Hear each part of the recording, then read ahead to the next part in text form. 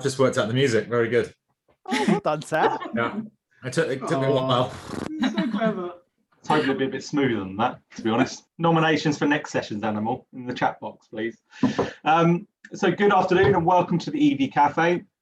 Now then, today is actually a very special occasion because it's officially the EV Café's first birthday. And so, and so to celebrate today, I want to take the moment to roast my fellow colleagues. In my defence, they actually asked for it on an EV Café planning call a little while ago. So without further ado, here it goes. And this is also by way of introduction and keeping in with the topic of today, which is energy. So I announce to you the people on the screen, the Avengers. So first up is Sam, who will be introducing our special guests as and when it's their time to come on air today. He is also the timekeeper, ensuring our presenters stick to their 5 minutes.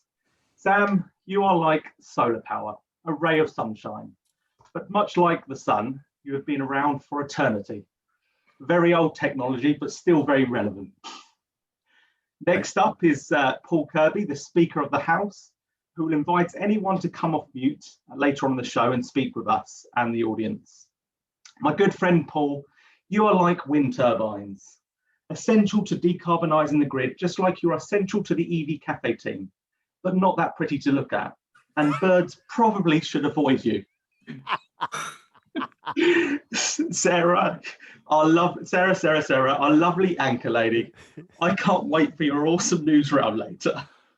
And I would say you are like our smart meter, incredibly intelligent. Oh, no. But is anyone actually paying attention most of the time? Yeah, exactly. That's my line. Yeah.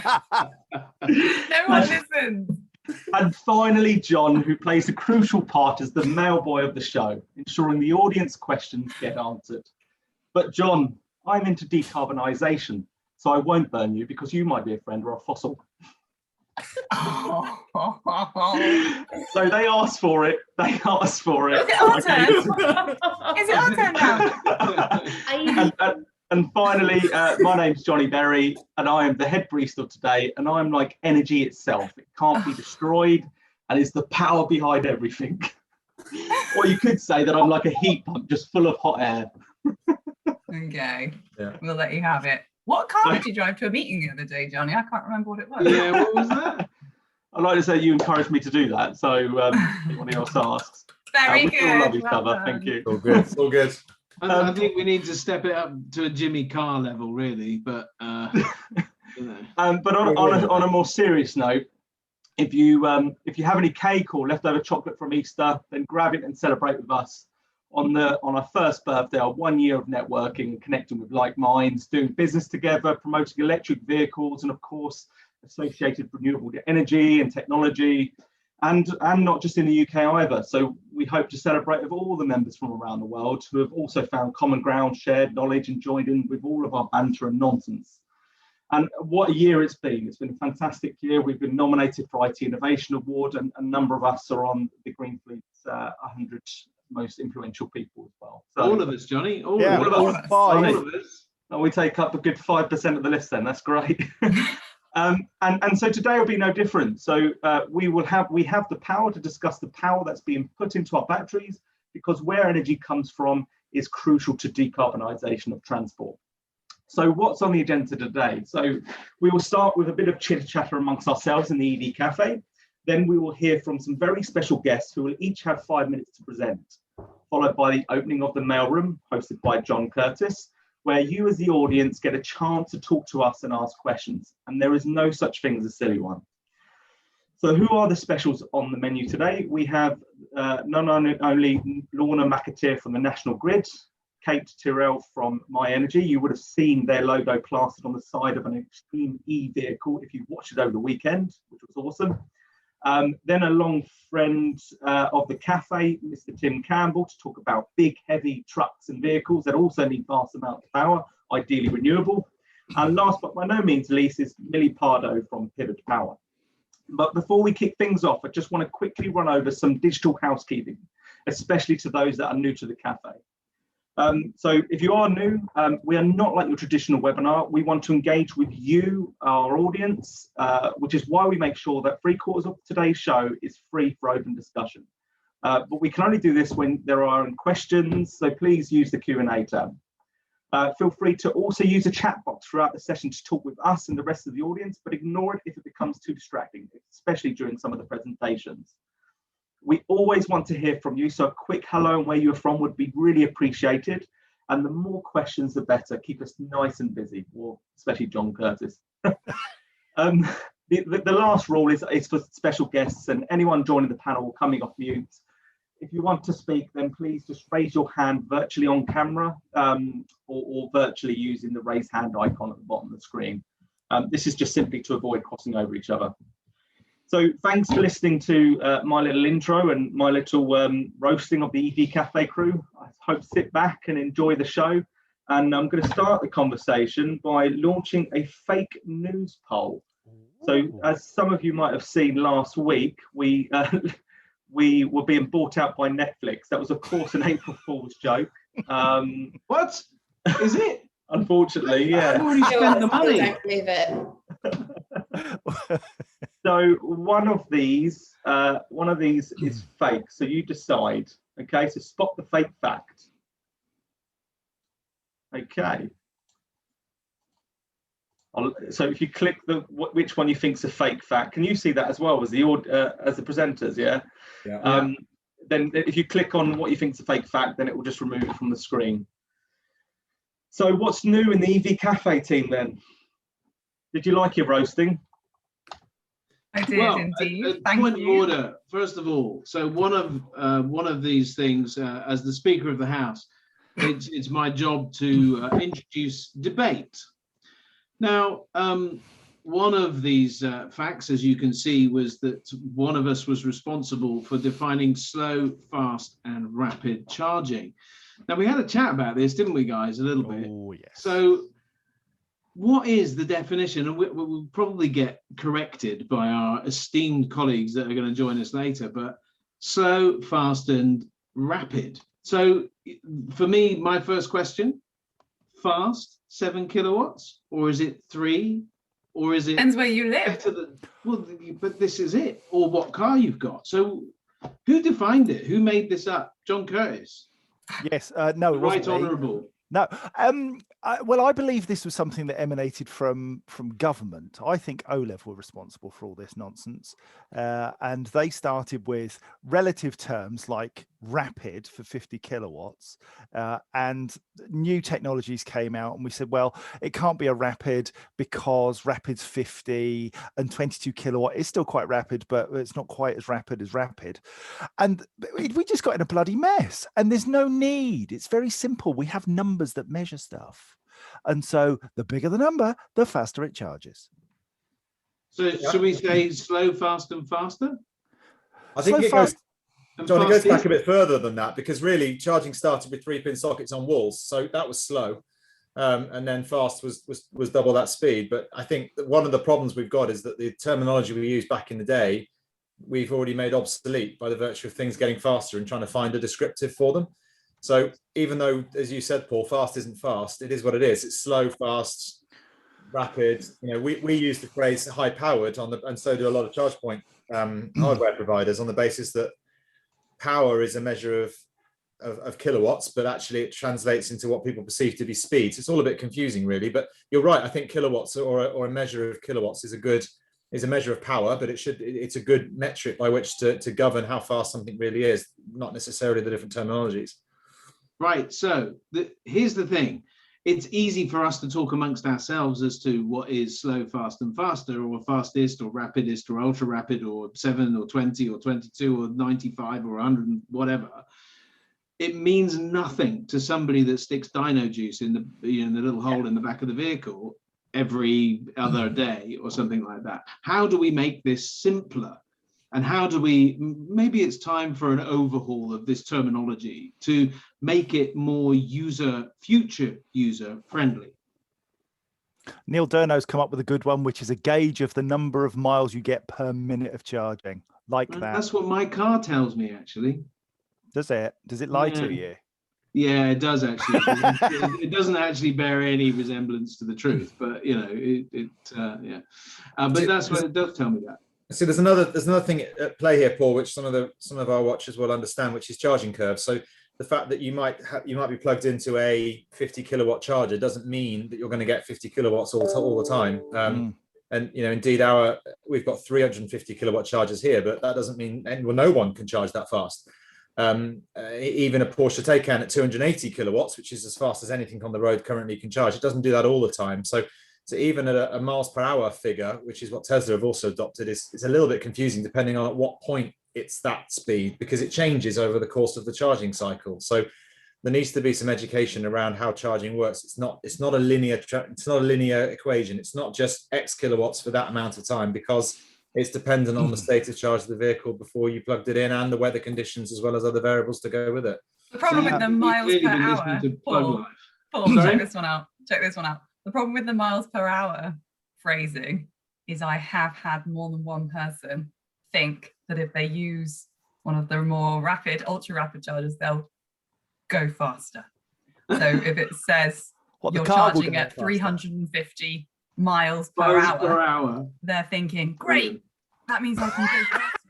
And I just went, I love the public. You need to work with the public. The public are great because you get reminded that it makes sense to us, but really confuses everybody elsewhere. And yeah, I mean, I still think pounds and pence is kind of a good way to think about it. You can travel this many miles for that much pounds, because that's what people seem to think about with petrol and diesel. So it's an easier thought process for them. Time though, Sarah, isn't it? Yeah. It's how much time is this going to take? Because if you're a commercial vehicle user, and you know, forgive me for indulging myself for a moment, if you're out and about and you're running out of energy, you've got your parcels to deliver or your timed appointment to make or anything like that, you know, the time that it takes to charge, and you know, they turn up at a 7 kilowatt charger because it's called fast charging. Great, it's going to be fast. Well, their definition of fast is completely different to somebody else's definition of fast. So how do we make this easier? What solutions can we put on the table? Well, the one constant is kilowatts, isn't it? Rather than a determining factor of what is described as fast. As 7 kilowatts, fast is also 22 kilowatts, which is 3 times as fast. So those definitions clearly don't work very well. So I think we need to try and educate what a kilowatt is, what a kilowatt hour is, and then how kilowatts get into the thing which contains energy, which is the capacity, i.e. kilowatt hours. Even me explaining it makes no sense. So we've got to find a way of explaining it in those terms, I think. But we've got petrol, we've got miles per gallon, we've got those sort of metrics to make it work in the fuel industry. We just need to use metrics that will stand the test of time. And I think kilowatts and kilowatt hours are ways of doing that. I love it. Paul, Sorry, all I was going to say was Ian Muller has just come up with a brilliant one. When he charges at home, he says he's got 1 sleep before it's charged. And I love that because it reminds me of a child at Christmas. Just absolutely. 1 more sleep. But I think for me, there's 2 types of charging. There's standard charging, which we would generally perceive as AC, what I would call slow charging, and DC charging, which is typically fast or rapid charging, because it is by definition much quicker than the standard AC sort of charging. I mean, you know, we can start to complicate things even further if we want, right? By saying, well, the vehicle takes the AC, turns it into DC, and the DC goes into the battery, and that's what it's like. What's the point? The point is somebody going to get a charge quickly, or are they going to get a charge slowly? Or, you know, yeah, for me, that's it, isn't it? Yeah, is it just slow and quick? No, I think you've got to break away from the descriptives, because it means different things to different people. You know, 50 kilowatts used to be rapid. Huh? It's quick, isn't it? DC is quick and AC is slow, isn't it? Well, no, because you can have an AC at 40 something kilowatts, and you can have there's no vehicle out there that does that. Well, there are a 43 kilowatt AC charger. What's the point? Well, they do exist, and then do they? Yeah, they do. And then what is it? Which one? Then I want to find it because I've never found one.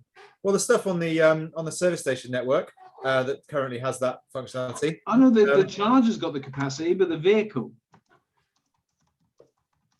Yeah, which is silent. I thought so. Yes. No, that's a different thing again, isn't it? In terms of what the car can take, it's what the car can take and what the charger can distribute. But you've got AC chargers which are faster than DC ones, so you can't take using the adjectives is misleading. Is my point. Yeah, you got to stick to the kilowatts as a metric of power, therefore speed, rather than trying to define what quick or slow is, because it's too confusing. It means too many things. Okay. John, you had your hand up. I did. Kate Tyrrell has been messaging because she's not allowed to speak, which is good. Hey, it's my choice, but she's not allowed to speak. Indeed. Well done, Paul. What Kate was saying, and I think she's right, is that a lot of this is about education.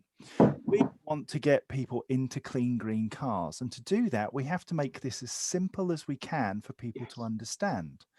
Once we've worked out how to simplify this and make it real for people, then we're able to help with education through dealerships and the people in the industry like ourselves who can help people to get their heads very quickly around this. But I think what this illustrates is that we need to get on with it. You can't keep saying 350 kilowatts, 200 and this kilowatts, whatever. We need to find a metric which is really simple. And if we don't do that, a lot of people are just going to scratch their heads and say, I didn't understand electric vehicle charging before I started, and I definitely don't understand it now. Sometimes it works, sometimes it doesn't, sometimes it's quick, sometimes it's not, sometimes my car charges at this rate, other times that. Why is it so bloody complicated? Yet with my iPhone, I just plug it in and it charges, and I don't actually care how long it's going to take. But that's because you don't have to sit on it and I have to go somewhere. I do go somewhere. Do we think that maybe OEMs have to do more, because ultimately it's up to their vehicles how much they can take? OEM. Sorry? What's an OEM? A vehicle manufacturer in this instance. Vehicle manufacturer, right. Yeah.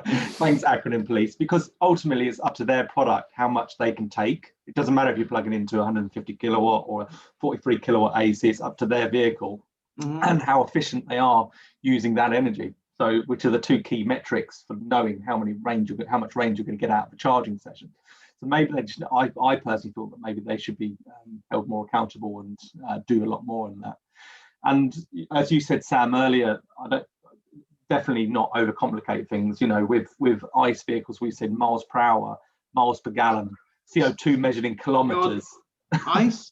ICE what? Internal combustion engine. So your petrol diesel vehicle. But you know, that's really overcomplicated. It's your speed is measured in miles per hour. You're fueling up per gallon. And cut me off now, Paul. I think 3 strikes and you're out. 3 strikes and you're out. You've got one more left and you are done. Right, it's time to share the results of the poll. So, what do we think the fake fact is? Can I just say, Colin, thank you. Yes, I am on it. Finally, apparently. You've got to wear your policeman outfit there, Paul. Your acronym policeman outfit. Only at the weekends. So apparently one of the EV Café crew used to be a naked butler, is the fake fact. Well, is it? I don't know. I actually don't know which one of this is fake. So well done, Johnny, paying attention. Who was the naked butler then? No? I'm afraid to say that it was me. Yeah. Still open for bookings. Oh yeah. And I'll even give you a discount because things have got smaller. And what came second was one of the EV Café crew once crashed into Boris Johnson on their bike. I think, Sam, you put this down, but this is indeed the fake fact, isn't it, Sam? No, that's true. No, that's true, is it? Real. Yeah, that was me. More of a sort of gentle nudge, but you know. So, are you responsible for that hair? So what about so everybody thinks one of us pretty much was on the West End stage. Oh yeah. God, could you imagine the jazz hands there? But actually it was me, alas, poor Yorick. I knew him so well. There is a thespian amongst us. What? Tennis balls, my liege. So that comes down then to Elon Musk and definitions then. Yeah, so the Elon Musk is actually true. So I had a one-on-one Skype call with Elon Musk 7 years ago. So the fake fact is, as clearly demonstrated by our inane babble, that we were responsible for slow, fast, and rapid charging. Thank heavens it was not. Yes, thank heavens it wasn't us. But the bottom line is we do need to get there. But back to JB or no, Sam. Yeah, no. John's going to give us a very special announcement. And then after that, Sam, you're going to introduce the first guest speaker of today. Is that right? Yep. Over to you, John. This is an urgent appeal on behalf of the EV Café. Every year, hundreds of thousands of people buy cars, vans, and heavy vehicles. These vehicles are the very poorest of what is available for their children and the environment. These people need your help. They believe they are unable to provide an electric vehicle for their family. This is just not the case. For just £5 a month, you too can become an Avenger like us, helping support poor, ill-informed drivers as they discover the benefits of having a clean, green electric vehicle. 100% of your contribution will go directly towards helping us to spread the message that everyone can drive cleaner. Your contribution will make a difference. So today, skip your coffee, visit the EV Café Patreon page and take a positive step to cleaner transport for those most in need. Become an Avenger and maybe even get a free EV Café mug. Terms and conditions apply. The EV Café is regulated by Jonny Berry. Visit www.patreon.com/EV Café. Thank you. Nice voiceover. Very good. That's dreamy, isn't it? Aren't you dreamy? I would like that voice. And Sarah's helpfully put a link in the chat for everybody because we know you're all rushing to dispense with your daily coffee and go and have a look. But wait till the session's over. And it genuinely is a way of us being able to take the message out to more people. We don't take any money ourselves for anything that you contribute. We are unpaid. We do this because we love it. But what it will enable us to do is to go to external events, to exhibitions, conferences, to travel. And you are able to, if you fork out enough money, have an EV Café mug. So £20 a month gets you an EV Café mug if you stay with us for 3 months, and we know you will. And that will enable us to get the message out there. We're visiting a whole host of sites and events across the country, but it doesn't happen free, and we're all part of this community. So please support us. Please give us what you can, and we will go and help those poor, unfortunate petrol and diesel drivers. And there's millions of them. Kate Tyrrell, that's how you get one of those. Oh yeah, forgot. Should we hand over to Sam? Yeah. Oh yes. You can hand over to me, but you need to tell me who we're doing first, so to speak. Oh, pay attention. Lorna. Great. Lorna, I've got an introduction for you. Are you ready? Go for it. Here we go. We've not done this before, so if it goes horribly wrong, it's entirely my fault. So Lorna, everybody knows who Lorna is anyway, but Lorna is the fleet manager at National Grid and has spent her fleet career championing sustainability and pushing the barriers. Having managed diverse fleets over the years, she now has the task of converting all National Grid's fleet to zero emission. I'm going to say that again, actually. She now has the task of converting all National Grid's fleet to zero emission. That is monster. That's not in the text. Today, she's going to talk about that and how she is capitalizing on her role as a fleet manager in an energy company. Lorna, it's a pleasure to have you. Your time starts now. Over to you. Welcome. Let's watch. Welcome. Good afternoon, everyone, and thank you for that introduction, Sam. Although I'm feeling really daunted after all this conversation, and we talked there about that unique position I'm in. When I was in fleet and I'm doing all this stuff, I didn't have a clue of the difference between AC, DC, 7 kilowatts, 3.6 kilowatts, all the other stuff that goes with it. And I think there is so much jargon that I've come across and actually forgotten about as well. And I'm going to admit, I still don't know. If you actually give me a car and tell me it's got a 60 kilowatt hour battery, I wouldn't be able to tell you how long it's going to take to charge it. I just have to plug it in and guess.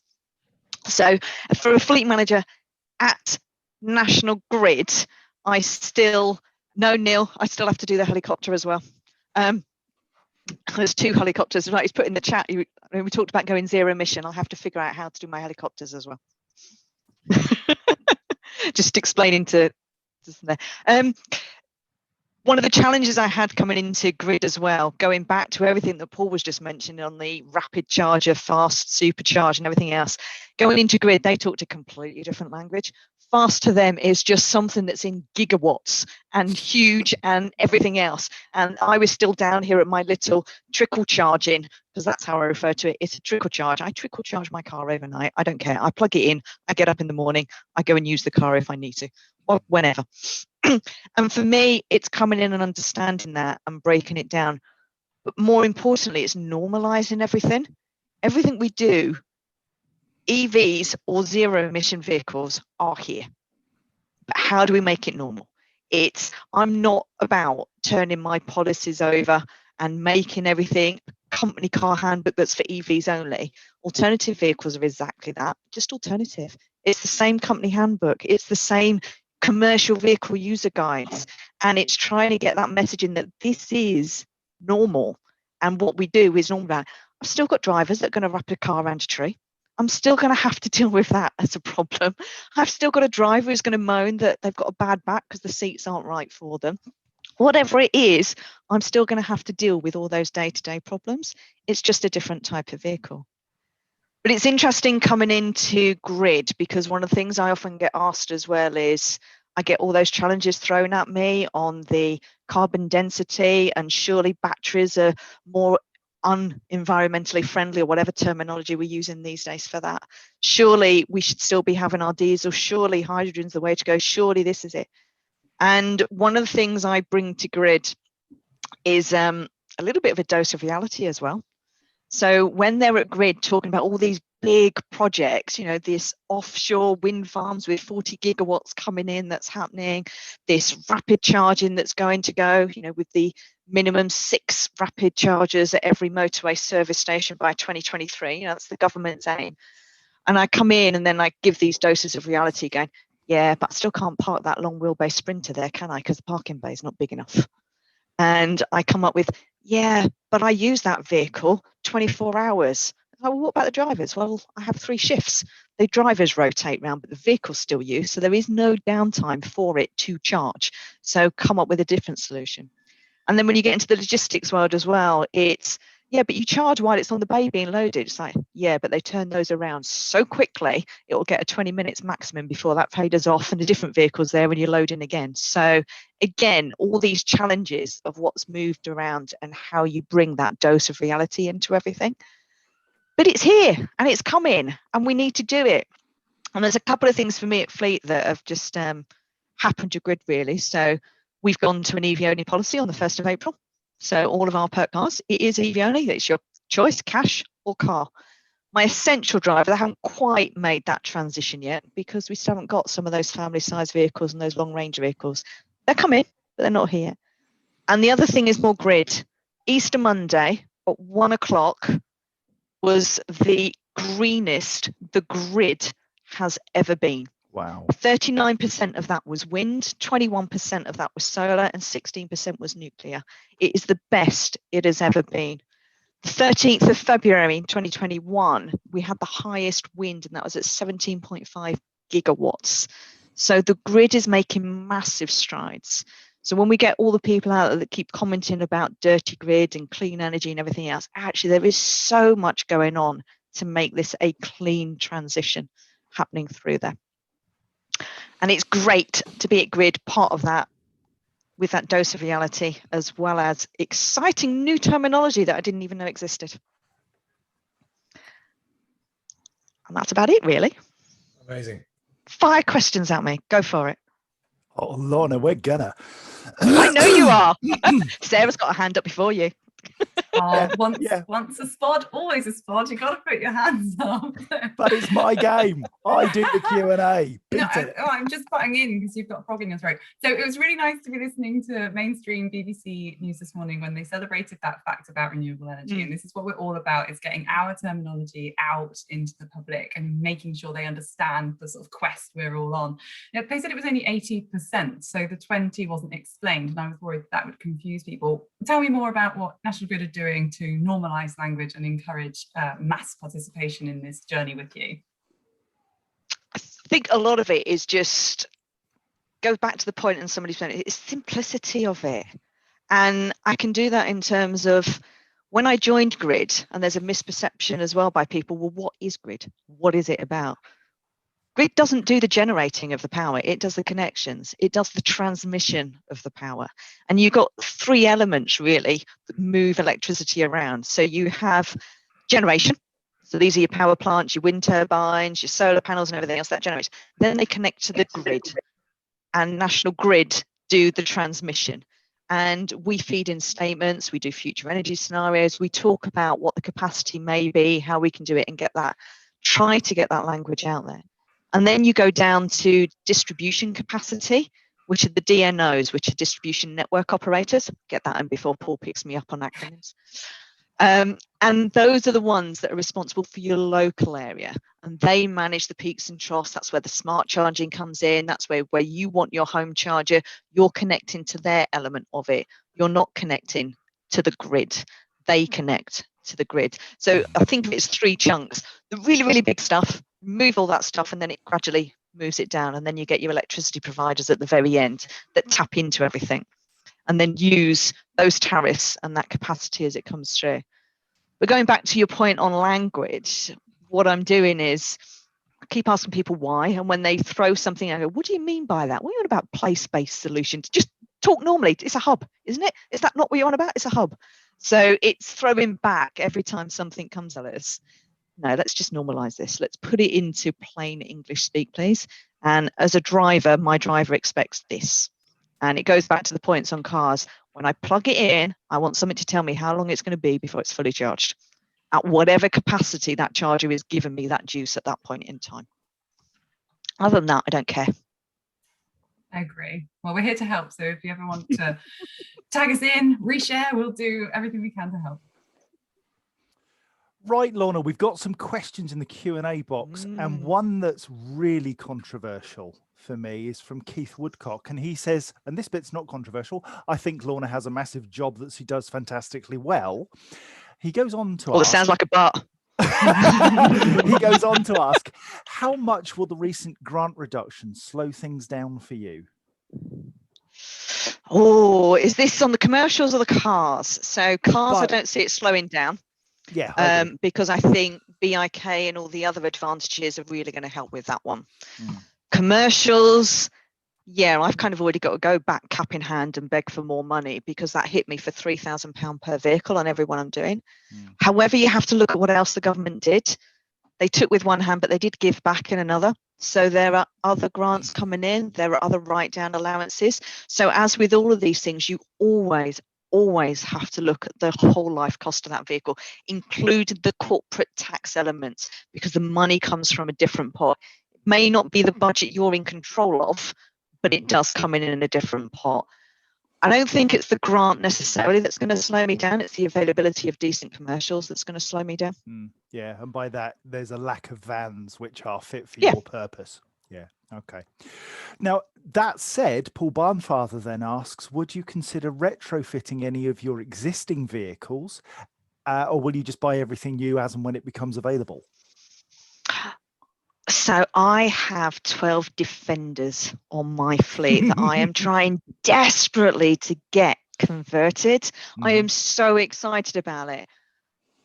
But they haven't got airbags, so it's been kicked back at me for safety grounds. And I'm now trying to figure out, can I get an airbag into those Defenders? And I don't think I can, unfortunately. So in answer to the question, yes, I will convert whatever I can't buy.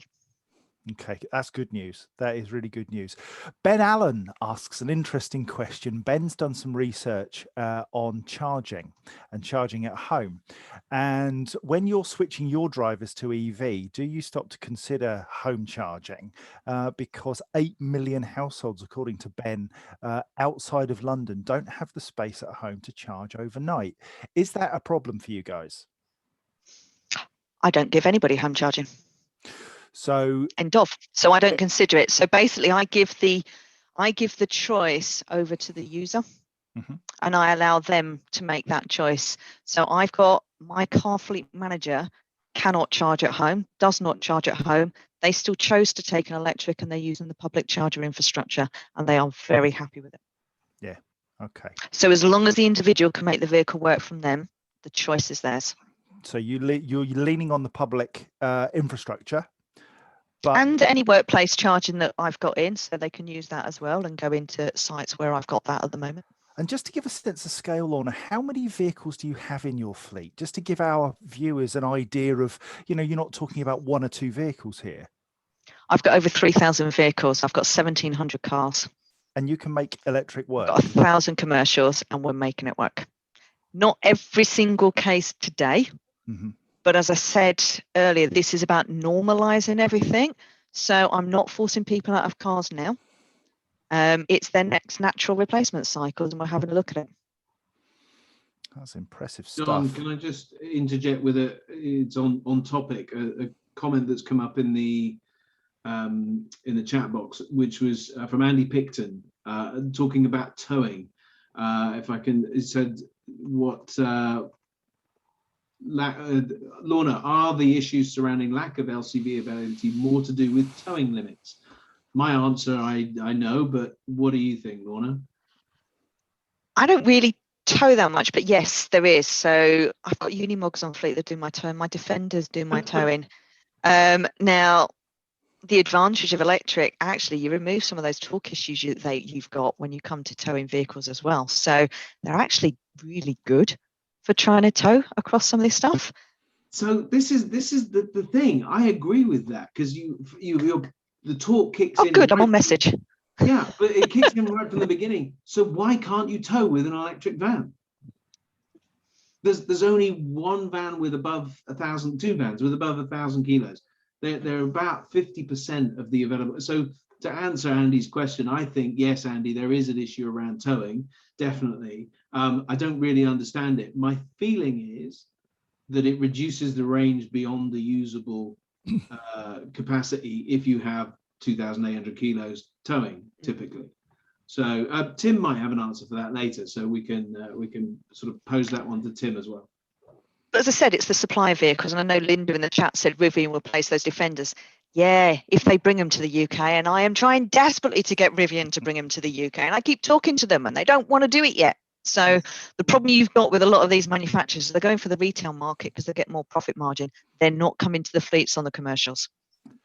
And yet we will populate those vehicles. We will end up providing those to the second-hand markets because we churn them around. One of the things that we do here is we ask the difficult questions, and sometimes we kind of push back. And Bruno in the chat box has said, individuals shouldn't have to make EVs work. It's one of the biggest entry barriers to EVs from traditional consumers. We need to remove any additional planning efforts and headaches for drivers. Do you agree with Bruno? Do you find that people are throwing their hands in the air saying, do you know what, you're just not supporting me in this, and I'm not going to a public charger because I can't, or it's not near, or whatever, and that they're pushing back? Yes and no. So some of that is what we've talked about earlier. It's myth busting, it's education, it's just encouraging people. But I'm also not going to give a load of people handouts just because they don't want to change.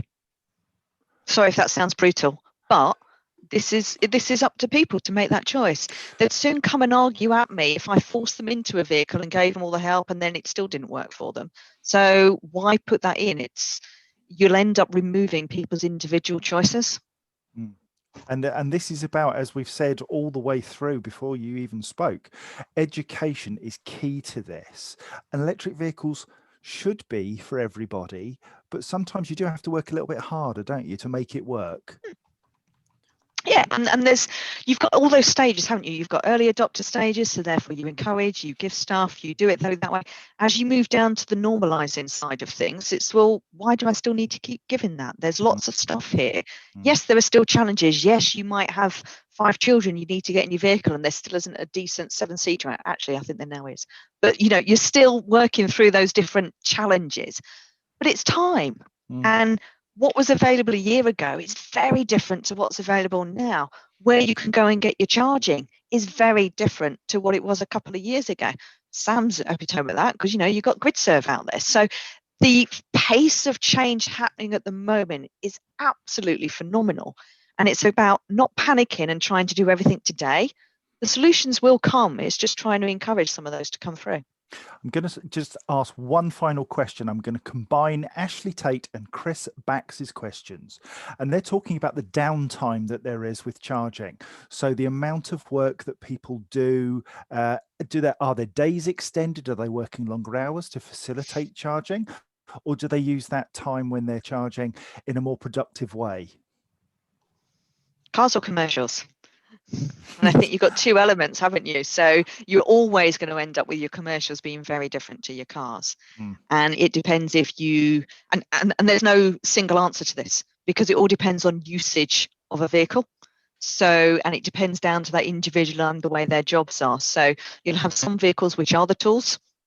Therefore, they're going to be using power even when they're parked up, because you've got your power takeoff units, your cranes and all the other bits and pieces. So depending on what they're doing, you're going to need to do stuff there. You've got how much of that vehicle can actually be done in the daytime. So actually the charging is happening at night or in the normal vehicle downtime. So there isn't actually an answer to that, because it's all independent. And it's the same cliche we've always had as fleet managers. It's right vehicle, right job.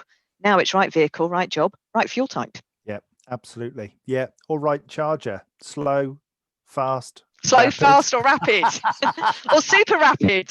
And now, Paul, you've got a question. Well, only because it's in the Q&A, John, that obviously it wasn't directly relevant, but now you've mentioned it. This sort of single phase and 3-phase AC. Oh, that was the other terminology I forgot about. Yeah.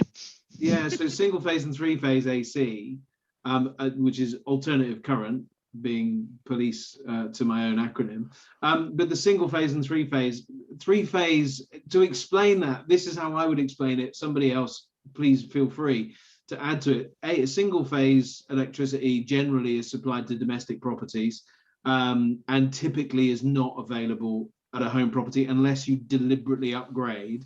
And then 3-phase electricity, which is able to carry more energy, is available to business properties. So typically you can only get to 7 kilowatts on a single phase and then 22 kilowatts on 3-phase, although I don't know where 43 comes in. Maybe Sam can help with that, because he knows all that 43 kilowatt AC, doesn't he? Not really, no. But you got the AC stuff about right though. So yeah, 3-phase is effectively 3 times the power. So 7 times 3, and then you're up to 7.2 times 3. You're up to 22 kilowatts. So yeah, that's the difference. Yeah. Also, just on a humorous note, I just like to say to Robert Anderson, if you bought an E-Nero, is it E-Nero I think, and your dog is too big for the boot, that's your problem. Harsh. Right. So it's now time for the next speaker of the show. So it's just to say goodbye to you, Lorna. But until later in the show, we can come back on. No People loved hearing from you. Don't worry, she will be back. And any big fleets on this call, I hope you're taking notes. So Sam, over to you. Who do we have next? It's Kate, by the way. Okay, you're gonna have to keep doing that, Johnny. All right then, Kate. So where are you, Kate? There you are. Kate's got a cool job. Kate is the events and relationship manager at myenergi. Her job involves all the fun stuff like planning trade shows and events, whilst networking with the wider renewable industry to create collaborative opportunities. That sounds like fun. A relatively new EV driver, Kate is drawing from her own personal experience with a variety of charge methods, including having her very own myenergi, Zappy, nice plug, installed at home, and will tell us all about her conversion experience, which is interesting because you're working for a very, very good rapidly growing energy company, but your own experience is reasonably limited by your own admission, which is interesting. So welcome to our little show, Kate. I think it's the first time you've been on it. So yeah, pleasure to have you. And yeah, your time starts now. Far away. Hi, so I'm pretty nervous. I'm going to try and do the share screen thing, and here we go. So, oh, is it? There we go. Share. There we go. Can you see that, everybody? Yep. Yep. Lovely. So I work for myenergi, and I was recently given and kitted out with the Hyundai Kona. At the time, I didn't have my own driveway, and I had to drive the Kona back from Grimsby to Reading, where I lived at the time. It was a little longer than what I actually had as range on the car. So very quickly, I was introduced to public charge infrastructure. And I'm so grateful to you, Sam, and the guys at GridServe for upgrading this dinosaur system, because I ugly cried. At the charger. I really did lose it. So firstly, what I want to say is, for those of you who don't have your own driveway or do not have the capability to have your own at-home charger installed, like Zappy, which is the best, by the way, there are really useful tools out there. So ZapMap, get on Twitter. The EV community are so amazing. I just love them. Co-charger like Joel Teague, you know, you can go and borrow your neighbour's charger for a very small cost, or if you're lucky enough to have your own, you can hire it out and make a quick buck. There's this platform, so the EV Café, fully charged show on YouTube, and other EV drivers. So when I'm at a public charge point, I love to get out and have a chat with the other drivers, and I don't think we ever do that at the petrol station, do we? So my life has changed since I got my own Zappy installed. Now I just plug it in overnight, really simple. I put it onto eco mode. It takes about 8 hours on eco mode. If you charge it at the right time, it will cost you around £3. And I get 270 miles range out of that. So I'm pretty chuffed. And we only need to charge it as much as we use it. At the moment, I'm not really using the car, so I'm charging it like once a week. And I think that's a really big benefit when you've got your own at-home charger. So moving on to myenergi and our mission, which is to empower our customers to achieve energy independence. And we do this by having such an incredible team on board. They continually look for innovative ways to create future-proof products, as well as ensuring that our current product range continues to be future-proof, so we don't have to keep going out and buying new products like the latest iPhone or whatever. We just upgrade all the stuff in the background for you.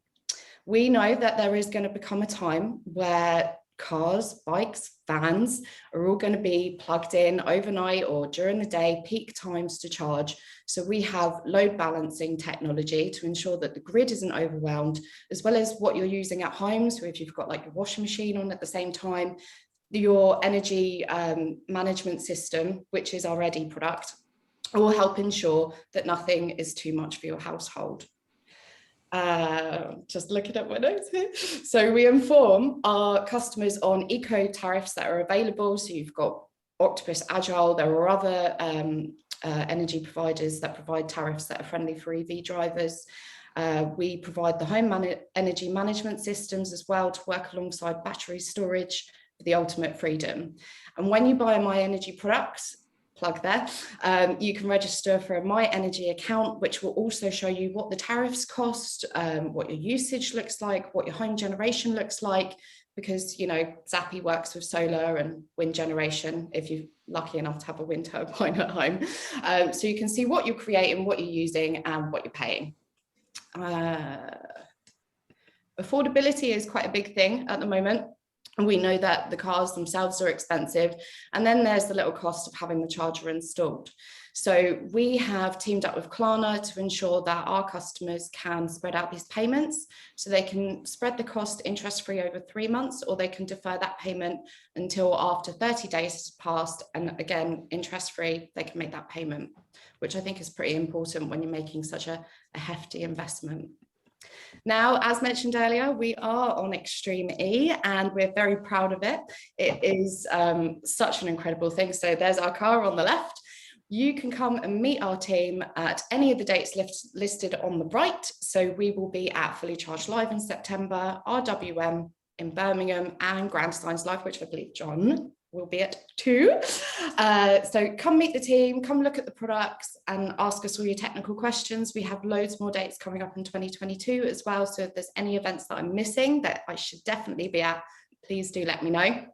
And then just a little bit on us. So we do provide solutions for EV fleet charging. So if you do want to give your employees a bit of a leg up when it comes to charging their vehicles whilst they're at the office, or if their van's parked overnight, we can sort that out for you. If you want to look at a smart energy management system to use in business or at home, give us a shout.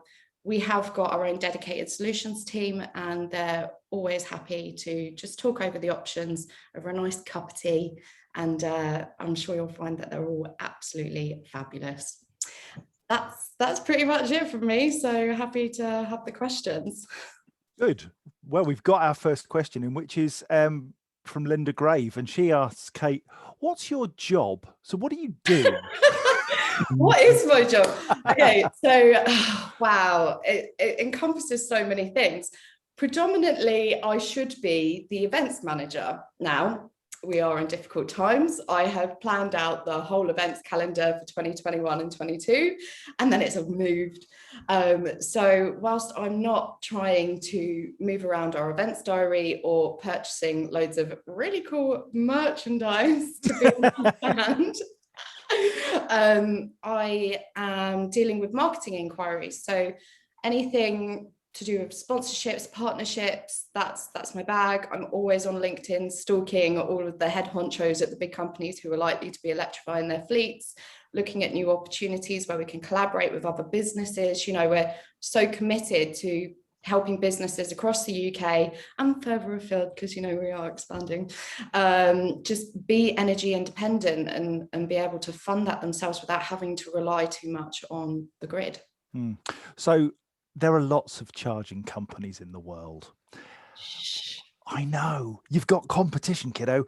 The question, I guess, for you is, what makes you different? Why should we come to you rather than somebody else? What makes us different? Okay, I like that. We are all about the quality, and we are manufactured in the UK. Our products are super smart. We were the world's first eco charger. So that means that all of the energy that's generated from your home solar setup or even a business solar setup, wind turbines, anything that's self-generating energy can be diverted directly to your Zappi using products such as an Eevee, which can also heat your home or business. And it's, I mean, if you're generating energy, why would you want to export it back to the grid for pennies when you could use it yourself and save yourself a ton of money?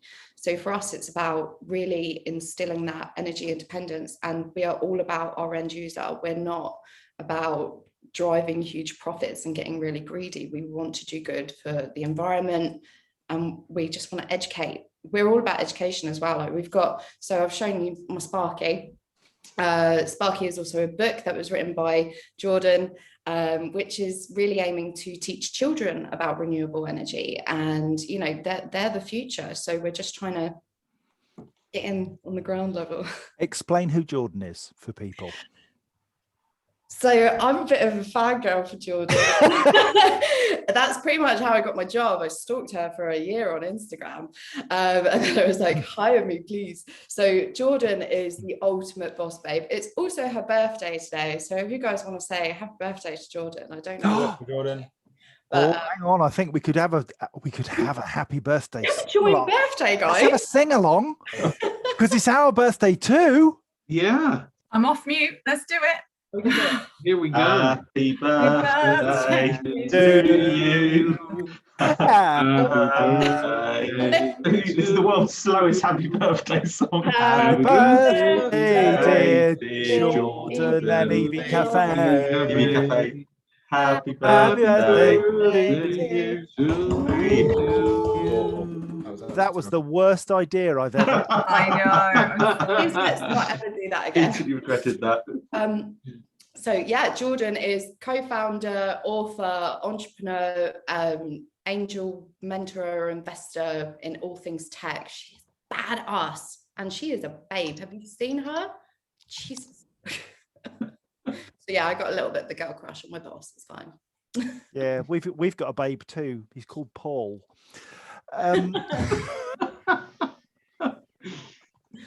So what you talked about education. You're new to the EV area. What's the thing that you have learned and been the most impactful for you since you joined the industry?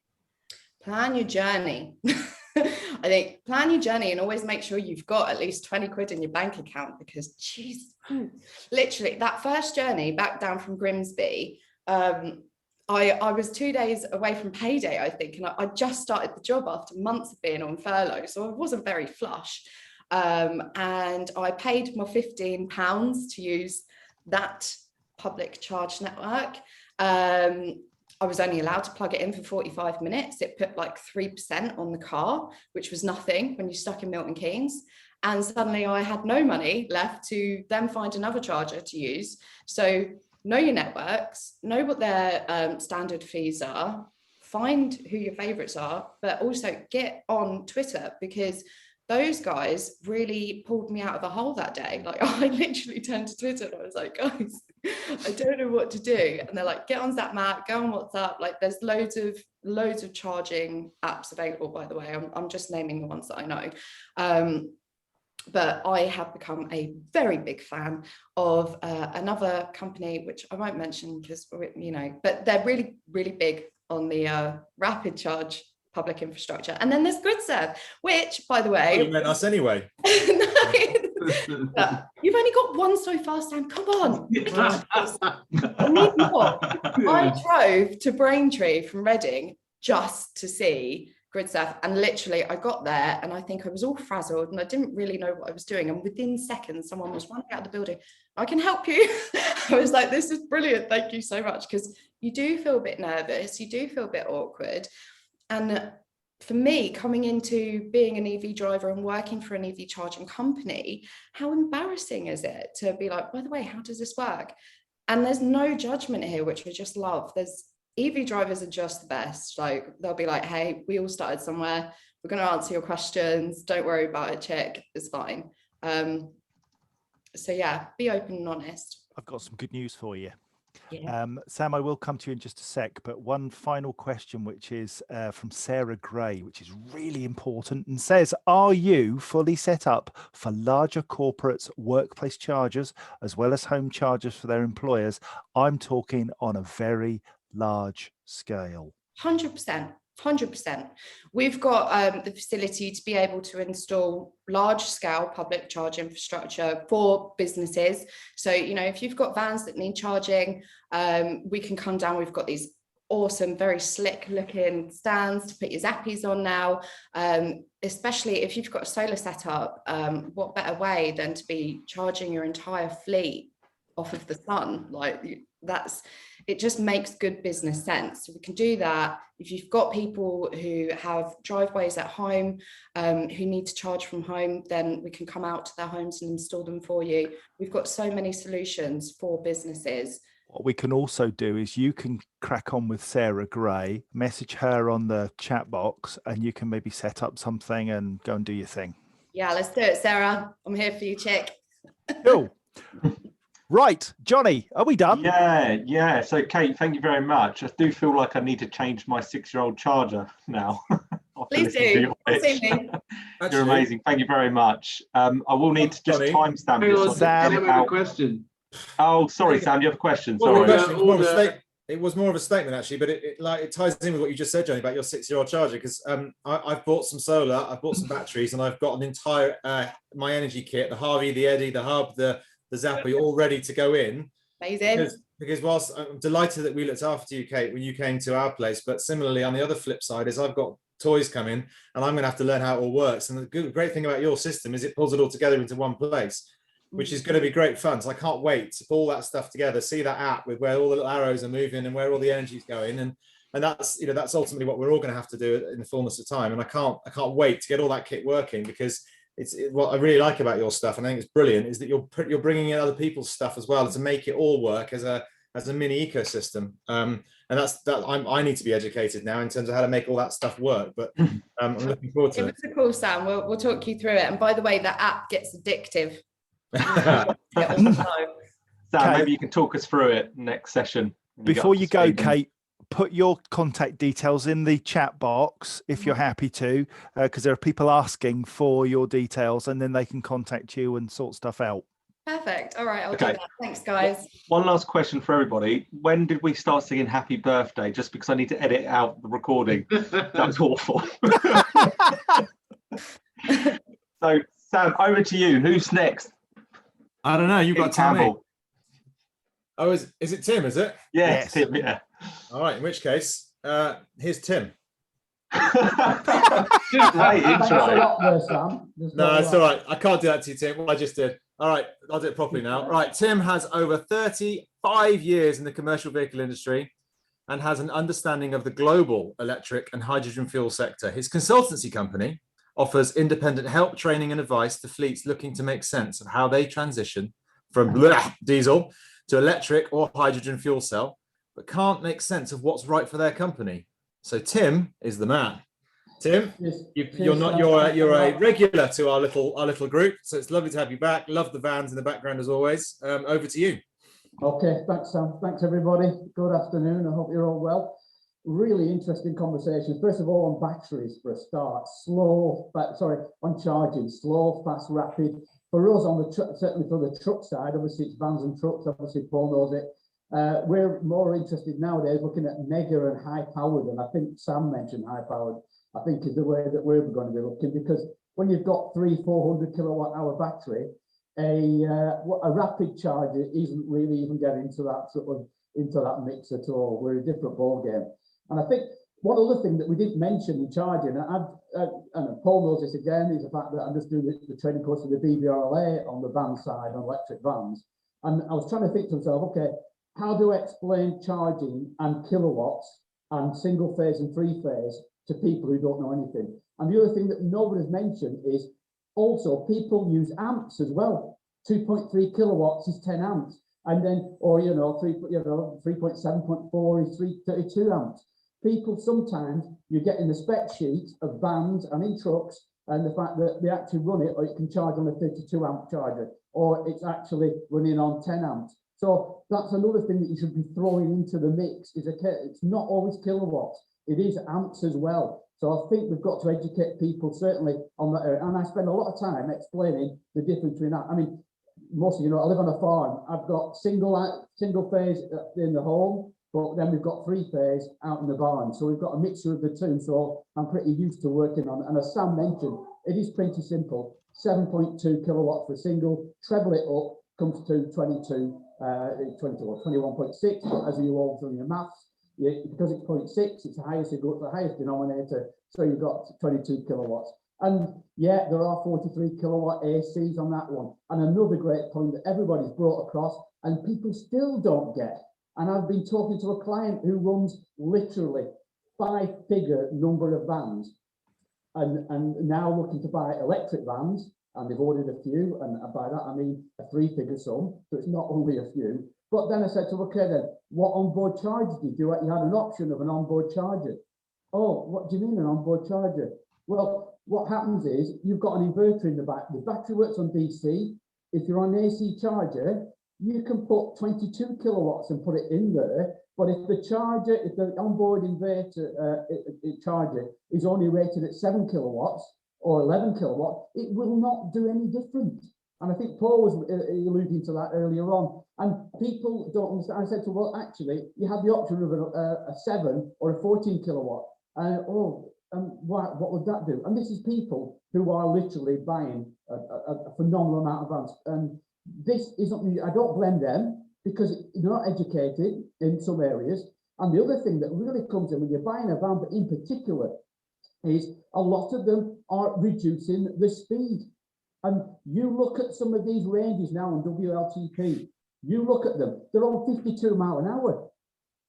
I've just looked at one, 61 miles an hour. And so you're going to get people that literally cannot do the motorway speed. And then they're going to come back to you and say to you, hey, this vehicle does not actually do its job as an electric vehicle. And it's something that we as an industry have got to sort ourselves out with. And one of the things that you should do, it's like WLTP, and don't start me on this, is the fact that, hey, what do they use for regen?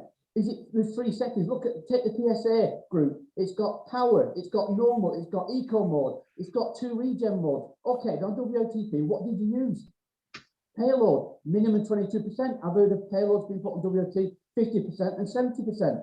There's a minimum, but not a maximum. So we as educators, and we've got a real big issue. We have got to take this, particularly on, I don't know on cars, as you know, I don't know anything about cars, I'm not interested in them.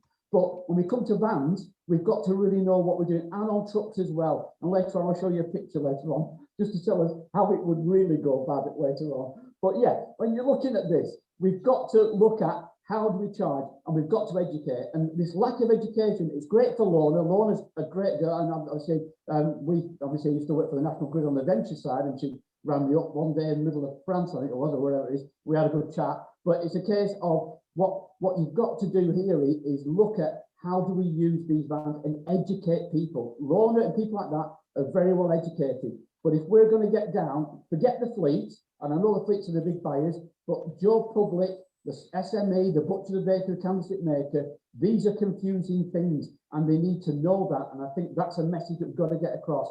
And I don't know what happens in cars, whether they restrict the speed limits, but certainly one of the biggest issues I've got at the moment is 52 miles an hour, 61 miles an hour. Some do 70, some do 81. What range are we talking about here? Because it gives misleading information, and I think we've got a real issue on there. So anyway, I didn't even want to talk about this bit, but I just started on it. You know what it's like. So by chargers, we're going high-powered chargers on trucks. We've got charging at the moment. It's an acronym. Don't ask me to vote for a poll. Leave that out for the moment, mate. And they've got HPCCV, which is high-powered commercial vehicle charging, which are 0.5 megawatts to 2 megawatts. That's what we're looking at. And it's going to be a joint one between the UK, Europe and the US as well. Because don't forget, in America, despite what you might think, nearly all the truck manufacturers are owned by Europeans, i.e. Daimler on Freightliner and Western Star and Thomas buses. Those are those yellow buses that you see. So you've got Volvo that own Mack and Volvo trucks. You've got Traton, who are Volkswagen, Scania and MAN. They own Navistar, so International. So we have got a vested interest in making sure the Europe and the US stay together in terms of charging and how we do mega charges. But you've got to realise we've got 400 kilowatt hour batteries here at minimum, 500 some of them. And then we link it with people like E-Trailer or Trailer Dynamics. They've got a 200 kilowatt hour battery under the axle as well as an E-axle. So you could have 600 kilowatts or 700 kilowatts in there. I'm sorry, a rapid charger, I don't see that as a slow charger for me on trucks. You're on a different ball game completely. So we've got to get ourselves organised. And I know that obviously the government looking at the strategic road network on SRN is one of the things that we are looking at is rapid charging for roads. And I call that really truly mega power or high powered, and I think we're going to start using things like that. I think also when we're looking around at trucks, Lorna alluded to it originally, in the end, we are governed, the trucks are not governed by the vehicle, it's the working time directive and the tachograph. We're at 56 miles, we can only do 56 miles an hour. Any vehicle above 3.51 tons is a GVW, is restricted use. See little stickers on the back, I can go at 90 kph, we can only do 56. Then working time directive, I can only do 4.5 hours maximum before I have to have a rest of minimum 45 minutes. So I can only do literally 250 miles every day on a truck, well, every day in each section, and then I have to have a rest. So again, 45 minutes. We've got the ability, mega charges 2 megawatts, which is what we're looking at. We have the potential. We can't do it yet. We're still behind it. Infrastructure is needed for us on the truck industry. And I think that's the government, because if not, I mean, a lot of people say, oh yeah, well, we're going to fuel cell. Interestingly, this world has been turned on its head in commercial vehicles in the last week or 10 days. And I'll tell you now, because everybody says, yeah, battery for distribution, fuel cell for a long distance. And then suddenly Traton, as I said, who owns Scania, own MAN, the big player, suddenly have come up and said, we don't believe in fuel cell. And that has been really the hype for long distance. We're going to go battery. And then you get PSA Group last week coming in we're going to have by the end of the year a fuel cell van. So where's this battery for vans, long range for a fuel cell? It's gone completely. Just two things that really stung me. I thought, hell, this is completely different. And it's going to be a really interesting conversation that we're going to, why PSA on fuel cell? And it's not, the bad news for us in the UK is, guess what? We ain't going to get it because it's left-hand drive. And they didn't say, they quoted the Peugeot and the Citroen and the Opel, didn't quote the Vauxhall at all, which is obviously the Vivaro, which is equivalent again to the Opel Vivaro. So we've got some issues that we want to get going in that area. And I think it's important that we, as a truck side, we've got different requirements. Vans are the transition between cars and between heavy trucks. But there's a lot going on for everything. And what I would say is, at this moment in time, the heavy trucks really do not have other than the nearest is an e-counter. That's the only series production heavy truck, if you like, 7.5 tons. Not really a heavy truck. To me, heavy truck are 18 tons and above. So those and all that. But we've got a lot of trials. We've got the e-Actros, we've got the Renault D-Range, the ZE, we've got Volvo with the FV and the FL. But a lot of these at the moment are still on trials. Some really good, interesting trials. But again, we don't have the ability to charge them up, and that's a real problem for us. So I think also for us on the heavy trucks, we're also going to go from 400 volts on batteries to 800 volts as well, because we're going to have to need that sort of increase on there. So it's a really interesting side. Nobody's also mentioned charging and batteries and bi-directional. Again, bi-directional charging. I've had some companies saying to me now, that's going to affect the warranty on that battery, because I'm going to actually say you're going to get 2 charges in, one charge out. Therefore, that's harming the life of the battery. Is that really going to happen or not? Are you going to warranty it? Hey, Sam, some are not worried. Some are saying, I don't warranty it for bi-directional. Full stop. So again, we've got to start looking at, these are the issues that are facing the industry and really need to get to grips with. And I think that's the important thing. So I don't know how long I'm going on for, but I don't know if I could go on forever. You know what it's like. Yeah, who's on the clock? Tim, we absolutely love your passion. This is why you're our truck friend at the EV Café. Although I feel like you could have just stole the whole rest of the show. Should we let him take a breath there? But thanks, Tim. John, do we have any questions for Tim? Do you know what? We don't, because there's so much in there. But I suppose I've got a question. There is a question, John. I'll come on to it after you've asked yours. Okay, thank you. Tim, you are clearly an expert in your field and passionate as hell. How do we make sense of all of this? Because I sit as an observer, knowing very little about vans, very little about trucks and e-bus and so on. And I sit, having spent 10 years in public policy, thinking, Jesus Christ, how do we actually make change happen when even us as relative experts think, oh my Lord, this is too hard? Is it simple and we just say that through charging and induction and catenary and pantographs and all that stuff, we just go electric for heavy stuff? Do we back a horse? Do we just keep backing all horses and make slow progress? What's the way forward? I think the key, certainly from having worked for 2 manufacturers, you've got to square the government are non-committal as to which technology to use, and the manufacturers are desperate to say, for God's sake, tell us which technology. And we had this in Europe. We've had this Europe where, you know, you might have Italy gives them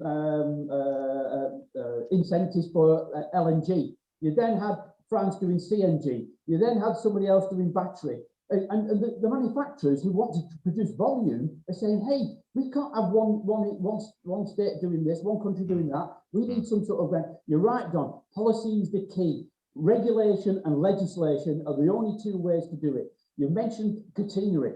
David Seaborn at University of Cambridge, really big. With the government zero emission road freight, we've now actually got in the UK saying we want to do 30 kilometres where we want to do catenary somewhere along. Sweden and Germany have got somewhat at the moment, whether it's induction or whether it's, like say, override cables. So Volvo and Daimler are doing quite a little work on that side of it. And I think that's where we've got so many different ones. that we need to start it. And also, you know, it's like catenary. What do? You need to charge. You're going to trickle charge on the overhead, but you can't give them full power on the thing. So you've then got to charge up 400 kilowatt battery, and then take the trickle charge off the either underneath or on top of the green band. So to answer your question is, we need direction. The government doesn't want to give direction, and therefore you end up chasing your tail in terms of what we have. But we, as a truck industry, you've got 44 tons. But I think the interesting bit is also battery distribution. If we do it right, can actually work on heavy truck, and we can get rid of it. Close your ears, Paul. We could get rid of 4 or 5 vans, 6, 7 vans that carry a ton, and actually do it with one truck. So you're also looking then at congestion and things, and also we can do it at night time. And so it opened up, but the government needs to do it. And also somebody put on the tachograph laws are ridiculous. We in the UK can change that ourselves now to an extent where we can have a look at electric vehicles. We've got things like alternative fuel, the alternative vehicle, where we've gone up 3/4 of a ton to 4.25 tons for a battery. These are things that innovative we can do, but we are literally going to have to get ourselves organised. Yeah, thank you, mate. Now, somebody has commented, I think it's Colin Heron, has said, Paul's face. I agree with him, Paul's face. What's up, Paul?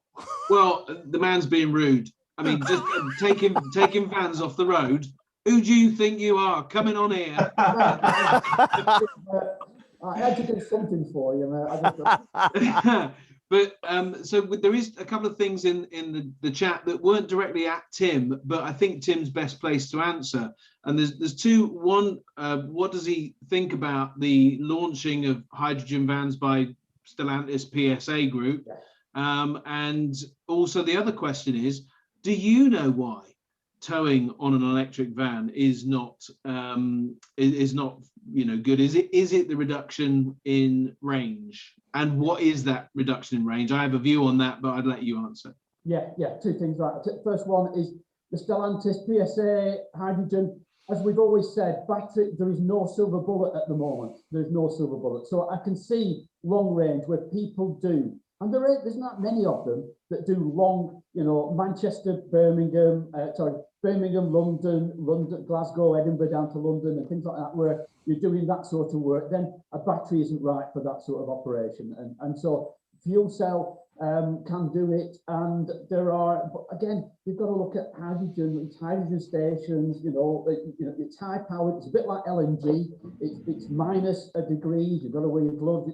There's all sorts of different reasons for that. And I think that's an issue that it would plug a gap. I'm not sure the gap's that big to plug, but yeah, it has a potential. In Europe, you could be, because obviously we just think of ourselves going from Glasgow, London, to Glasgow to London, etc. They could be looking at Paris down to Turin, or down to the bottom end. So you could Athens or something like that. Then those sort of operations could work. So that's it. On the towing side of it, first of all, you've got to decide when you're doing your test, do you want to test the tow? And in a lot of cases, in the first cases, no, because it will reduce the range. It will make it more difficult. So in a lot of cases, what people do, and let's face it, we're still in the first generation vehicles at the moment. So what do you want to do? And as Lorna said, I don't tow that often. So when you've got a choice with, or do we go through the towing test as well for type approval and going through all the rigmarole that involves? Some people decided, no, we won't. Let's just get one vehicle. Some people like PSA, Stellantis, have got the 1 ton things and things like that, and Maxis and people like that. They've then gone, okay, we'll go for towing as well at the same time. So it's a little bit of a mixture. It's a little bit operational, and it's a little bit of a mixture of what market am I after at this moment in time. And I think those are the two areas. I think, Tim, you make a great point, because it's about finding a way to get started, and the scattergun approach, or the sort of laser guided missile kind of thing. I think we've got to go with the things that are the easiest, which is why small vans have done well. We're now in the medium van sector, which again is going well, and the larger van sector is coming on stream. So no, I agree with you completely, and I think, I don't know what the percentage of towing is, but it's probably less than 10%. I would have thought that are towing regularly. A lot of people who are serious about towing, first of all, would have a pickup. I mean, you know, and then, you know, there are a lot of fleets, but I mean, it's limited to an extent. I'm not saying everybody has a pickup, isn't, because, you know, it might be 10, 20, 30%. And when you're talking 4.3 million vans, then that's a bigger market. But you've got to remember, this is the European market, and they do different things as well. So I think it is interesting, and I think there's a lot to do. And I'm still surprised by how many people don't really understand, as we was right at the beginning, when we talked about charging, onboard chargers, kilowatts, amps, those are things, and I think that's what we've got to do, is really get people educated in those sort of areas, because it does confuse them. Yeah. And last but not least, can I just show you this? And I hope, there we go. What you don't want to see is that, which is, there you go, from current side, a truck invasion. That's in Sweden. Sam, would you like to work the trucks? Desperate to get through on the rapid charging, and this is coming local to you if we don't sort ourselves out. If I leave you one image, if you think trucks aren't going to affect you, and I'm not going to bother with my nice little car, then there you go, guys and girls. This is what could be coming to you. I'll leave you with that thought. Thank you very much for all. Cheers, Tim. Tim, thank you very much. We absolutely love your passion. We will have you back on in 15 minutes with the rest of the special guests. But now it's time for the next special guest. It's Millie, by the way, Sam. Yeah, well, thanks. I want that one out. The only one left. Yeah. I'm also glad that we've got a commercial charging lane at GridServe based on those images as well. Anyway, right, Millie, you're next. Millie has been a member of Pivot Power since the company was founded. As Business Development Associate, she's responsible for working with businesses to help electrify their fleets. Customers include local authorities, transport companies, logistics, and last mile delivery companies. I've heard of those, all looking for capacity to enable EV charging. Hopefully by the end of this session, you'll have a much better understanding of all things transmission connected, multi-megawatt capacity, and private wire related. Now, none of those were initials. However, transmission connected, multi-megawatt capacity, and private wire is probably going to need a bit of an explanation, Millie. So over to you. Thank you, Sam. Thanks everyone for joining. And yeah, please don't leave after that introduction. Sounds very wordy. Some really interesting comments already. I'd like to echo Tim's quote, infrastructure is needed, which allows me to beautifully transition into talking about what Pivot does, specifically with regard to developing the infrastructure we need for EV charging. I'm going to share my screen. Can you see this okay? Yes. Right. Yeah. So for those of you that don't know, Pivot Power was acquired by EDF Renewables a year and a half ago. And there are two aspects of our business model. First of all, Battery Co. We're installing large-scale 50 megawatt batteries to the transmission network, which Lorna at National Grid very helpfully gave an overview of earlier. And as we know, batteries are enabling greater use of renewable energy by balancing out the grid when there are surges in supply and demand. And so really helping to decarbonise electricity at a national scale. And then the second aspect of Pivot Power's business model is WireCo. So we're using this same transmission connection point and developing a private wire, which will carry multi-megawatts of capacity to customers that need it for EV charging. And it's this idea of capacity that I really want to focus on today and sort of discuss exactly what its relevance is for electric vehicle charging. So it's this aspect of our model that's helping to decarbonise transport at the local level. And capacity has been, well, as some of you may know, is often labelled as one of the key barriers to the electrification of transport. Lorna again touched on it earlier, but when we talk about capacity, we mean the infrastructure that can deliver electricity to a site, so not the actual electricity itself. You can think of it as the size of the pipe, the size of the tap, and it's not something that can just be increased overnight. So it's especially important for large fleet operators looking to electrify, or sites wanting to install a large amount of rapid charge points. They're the people that are likely going to have high capacity requirements. And I think it's already been brought up on the call, but OZEV, the Office for Zero Emission Vehicles, have their Project Rapid initiative, which is all about how can we ensure that there's adequate capacity at motorway service areas to cope with both current and future electric vehicle charging demands. So just to put things into perspective, the numbers around capacity, if you're looking at a rapid charging hub with 1,250 kilowatt charge points, you would have a minimum capacity requirement of 2 megawatts. And we say minimum because you might want to have charge points that can be upgraded to 350 kilowatts, in which case your capacity requirement would be much higher.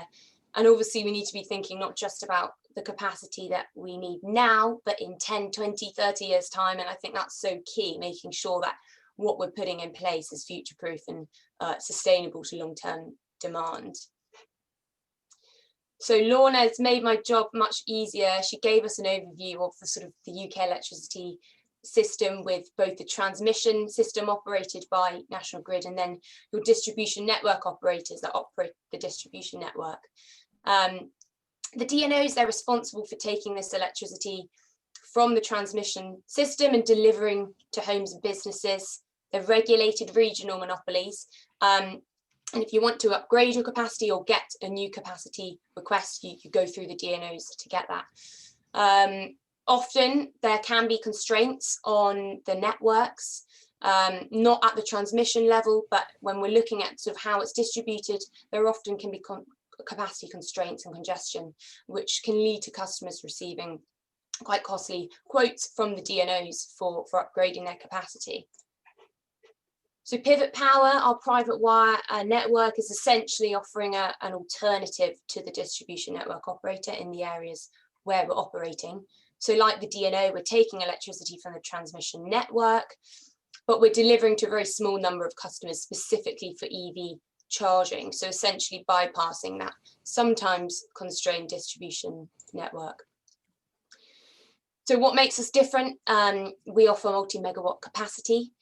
You can think of our network as being purpose-built, specifically designed for EVs. You know, the UK electricity network wasn't built with EVs in mind.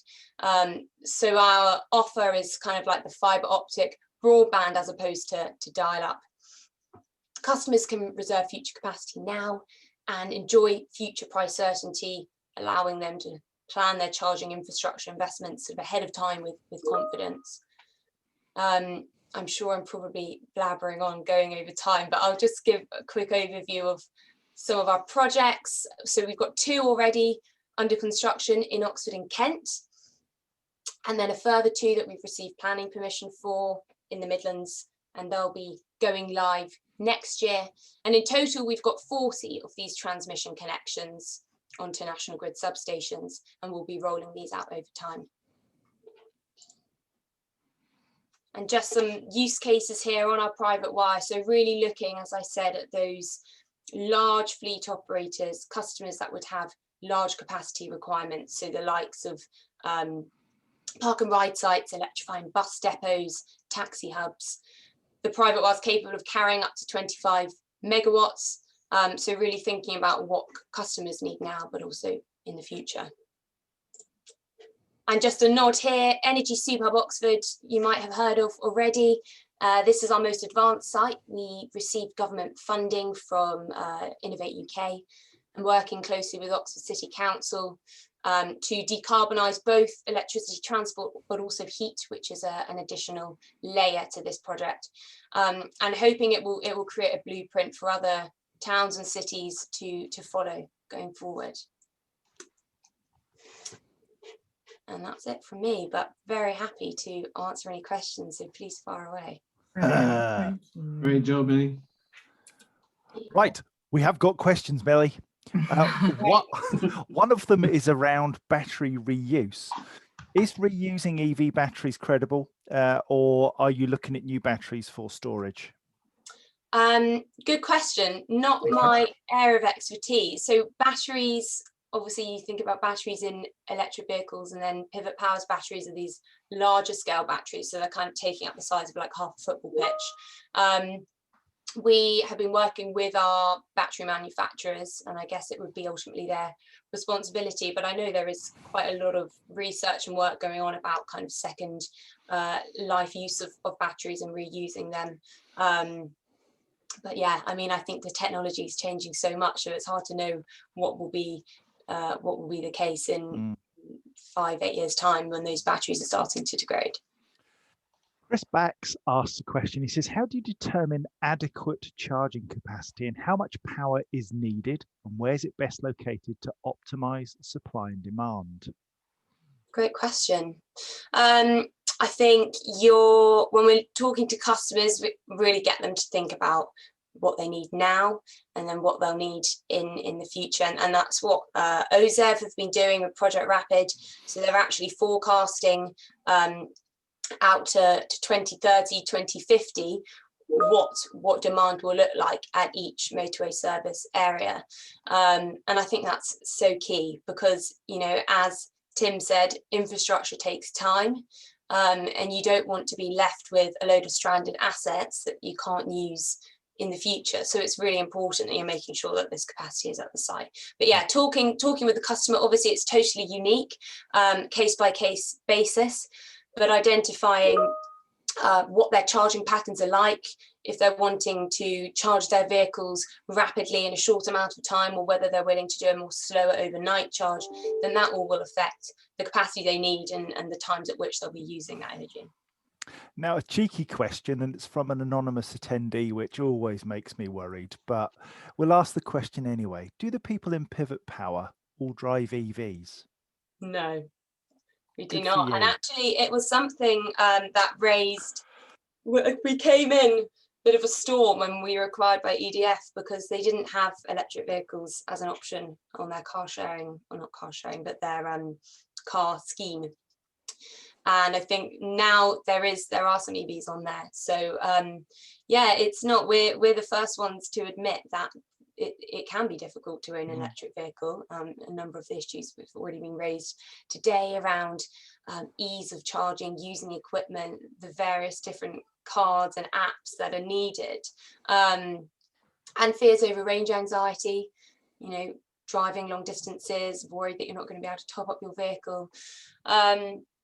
But no, we don't. I mean, I don't actually own a car at all living in London. I'm just totally reliant on public transport and can't see myself for a long time. And it will be really interesting to see what happens with car sharing schemes and schemes where you can just hire cars on the go, whether that will be kind of business as usual, especially for people living in cities and urban areas. I think that's the thing. We're not living in an ideal world. We don't live in a nirvana where everybody's just given an electric vehicle because it's best for society.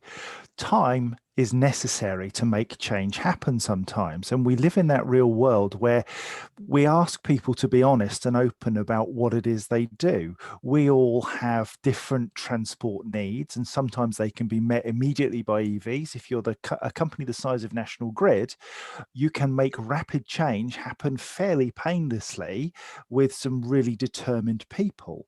Where resources are more restricted, where support is not there, where you don't have the infrastructure, it can be more challenging. But that's not to say that that's not what we're aspiring to do. And our role as educators is to help people make that leap to the next generation of vehicles when they're able to. So good on you for actually putting your hand up and saying, no, we're not in a perfect world yet, but we're working on it. Well, and also I would rather you guys were concentrating a lot more on doing what you are doing, which is opening up capacity where capacity wouldn't otherwise be possible. And that's enabling many others to give up their internal combustion engines. So I salute you and thank you so much for coming today to answer all our questions. Brilliant. I've shared the link of the Oxford Superhub in the chat because I think, it was a really brief slide, but what you've done there, I think, is really groundbreaking. Right, I'm done. John, is there any more questions before we go?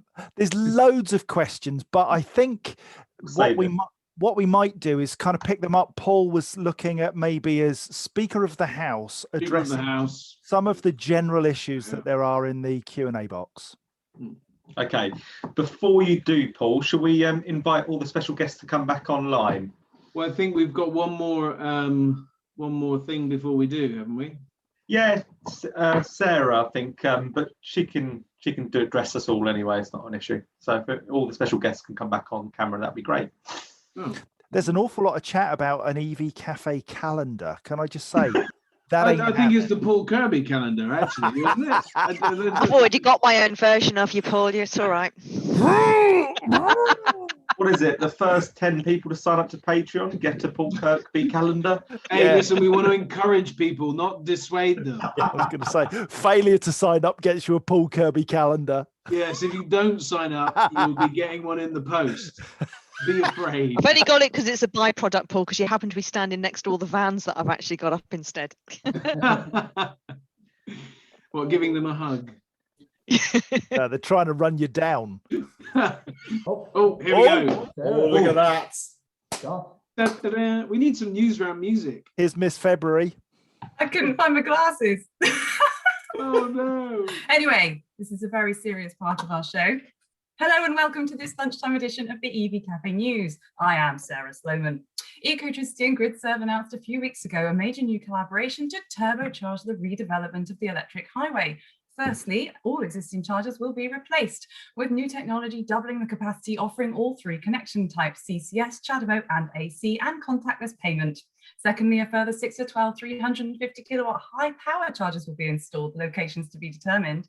Funding is being provided by Hitachi Capital UK PLC, also a shareholder in GridServe. GridServe has taken a 25% stake in the electric highway and bring their front end and back office technology to the upgraded network, including a 24/7 customer support call line.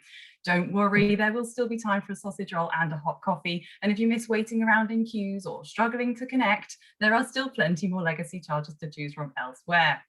There is investment sloshing around everywhere, as Alice Grundy reports from Current News. She has this to say.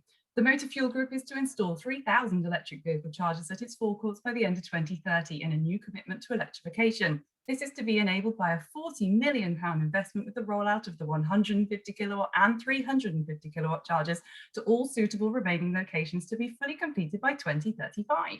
To date, the MFG Group, which operates refueling forecourts under BP, Shell, Esso, Texaco, Jet and Merco fuel brands, has installed EV chargers at 108 of its sites through third parties. Great news for all involved. But it is not all about the journey. What about destination charging?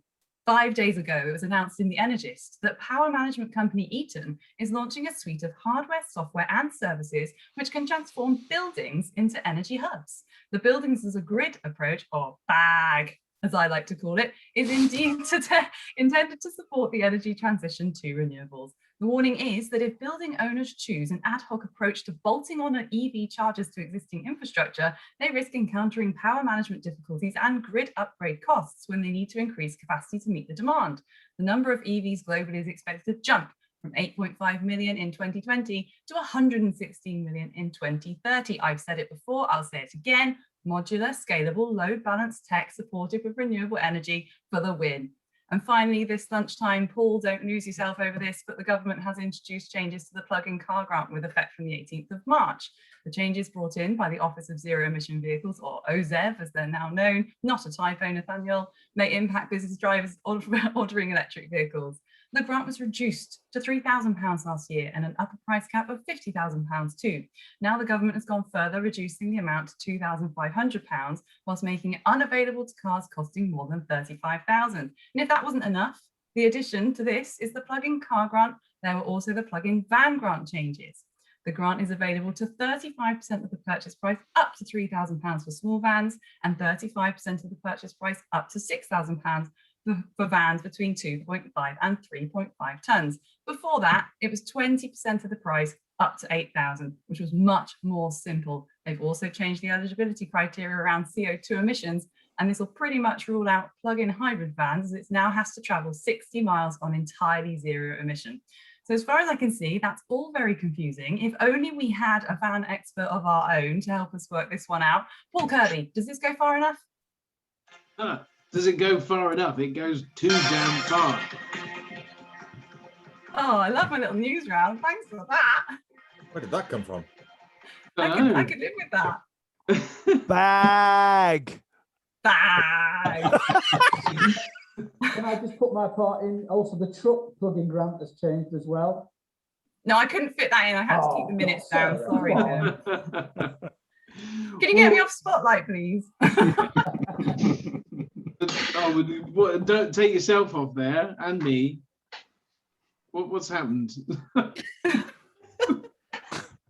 Right. Who am oh I? Goodness, what's happening? You're doing the gallery. Speaker of the House. Right. Oh, You're okay. Speaker of the Right. House. So, Speaker of the House. So, well, I know, but this. Look, can we go back onto gallery view? It's called a running order. This is what we do. No, I know that. Anyway, right. So here, order. This is very confusing because I'm talking and I can now see John. I love it. He's huge on my screen. He's huge in every way, but huge on my screen right now. Naked butler. What can we say? So I'm going to introduce a couple of people actually that are not on the panel just briefly before we go, and then we're going to come on to the questions that are left in the chat. So first of all, would Alex Peachy be kind enough to raise your hand? And the reason Alex is going to come on is because he has a magazine, a great magazine, or an online magazine and newsletter and so on. I've got to get a thing out of the way, right? Such a pro. Such a pro. Well, I just, but what I'm trying to find is the whole screen's changed. Why is the screen changed? I love Paul Kirby. He makes me. There we go. That's better, right? We're so can Alex put his hand up? Yeah, he's live. Welcome to EV Café, Alec. Hello, how are you doing? So, Alec, great. Thank you so much for coming on. You're going to talk to us and just tell us in a couple of minutes why Transport and Energy magazine online website has birthed. What's the purpose? Yeah, thanks for having me on. Great show as always. As you say, Paul, yeah, transportandenergy.com. Essentially, my background is in business-to-business journalism. So I've previously edited magazines in both the highway sector and in the energy sector. And it was during the time when I edited a magazine called Network, which looked at the energy system transformation. And I dealt very closely with the DNOs, who obviously have been touched upon during some of the other conversations today. And they kept telling me around the challenges around obviously extra capacity, etc., needing to come on the grid to enable the decarbonisation of transport and the rollout of EVs. And the issues that they kept telling me were the fact that there was obviously quite a siloed mentality between both the transport and energy sectors. I suppose predominantly because historically they don't have a link, but now, of course, that they are very much have a link and having to work together more so than ever. Head-on collision, essentially. So really, the reason for the launch of the brand, which launched back in January now, and seems to be gathering some really good momentum, what was to try and unite professionals from both sectors and to, I suppose, accelerate and help educate and inform, those professionals through content, a weekly newsletter. Obviously, there's an intention to go down more of a multimedia route as we progress. And as I say, just to try and unite those professionals, because in my opinion, they will work closely together now and they will be forced to, certainly at a local authority level too. Alex, I think you're absolutely right. And the word collaboration springs to mind. And I think what you have done is a catalyst to collaboration. Is that something that you're seeing now as a result? I think so, yeah. I mean, as I say, the brand's still fairly new. It launched back in January, but I think the momentum and the page views that I'm getting on the site, obviously I've been very proactive, certainly across LinkedIn, to try and raise awareness, and thanks for the opportunity to obviously do so today. Most grateful. I think that as we keep progressing, you're seeing the number of stories, good news stories that are coming out on a daily basis. And therefore, it's important that both sectors are represented, that you don't have this siloed mentality, that the education comes from both sides. We've talked about it, keeping things simple. I think that's very key. Again, from a journalist point of view as well, always, I was always taught every word counts. And I think that that's very true when you're educating both these sectors and the rollout of decarbonisation of transport and energy. And as I say, as you say, it's very much a collaborative approach that is needed, and that must continue now. You cannot have silos anymore. That's great, Alec. Well, listen, Alec, thank you so much. I think that's a great thing to end on right there. We shouldn't have silos anymore. It's so important to be going across the traditional divides within our industry, and transport and energy, not something that has commonly been known to work together historically, but now very much must do so. So thank you, Alec, for coming on. Thank you. So in a second or two, we're going to also invite Elaine Pringle on. I love Pringles. Now, Mr. Curtis, from Scottish Water from Scottish Water, to tell us about an amazing opportunity. So, Elaine, if you can raise your hand, and Jonny, if you can switch her on. I avoided the obvious Freudian slip there. Sorry, Paul, but I can't seem to find Elaine in our attendees, so I don't think she's logged on. Hang on one second. You've been stood up. In the meantime, we seem to have a free slot. So anybody else that would like to raise their hand and say hello to the EV Café? So in the meantime, yeah, come on, bring on some newbies. In the meantime, there was somebody else that asked, are there any portable EV chargers available in the UK yet? So I know of one, but does anybody else know of another? Right. Yes. There was a yes. Oh, Lorna. No, I just said yes. You asked me if I knew of another. The answer was yes. Right, well, tell us about them then, please. Scott's just commented charge fairy. What is he on about? Has he lost his mind? Company. I think it's company that offer portable charging. Is named Charge Fairy. Dean Hedger from the AA says yes, there are loads, but they're all very slow and heavy. I know the feeling. Speaker of the House, we have Ian and Bruno that have put their hands up. So, okay. So, well, Bruno sounds like a cool name. Let's have Bruno on. Oh no, Bruno's lowered their hand, so maybe that was a mistake. Oh, right, no, back up again. So, right, up, down. Come on. I'm going to allow to talk. Hello, Bruno. Welcome to the EV Café. Thank you very much. If you can hear me. Yes, we got you, Bruno. I was saying, thank you very much for having me. I really enjoy the EV Cafe every time that you go online. I just wanted to say thank you very much for all the speakers, to all the speakers, sorry, especially Lorna, Kate, and Millie. It was really interesting to listen to you all today. Also, big thanks to everybody else, including Tim. It's really wonderful that things like these can come online and gain traction.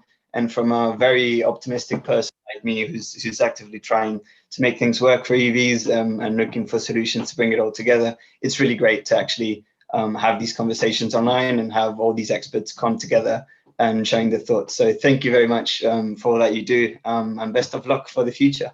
We love Bruno. We love Bruno because Bruno loves us. Thank you, Bruno. We'd be nothing without you guys coming. So thank you. You can go. So, thank you for that, Bruno.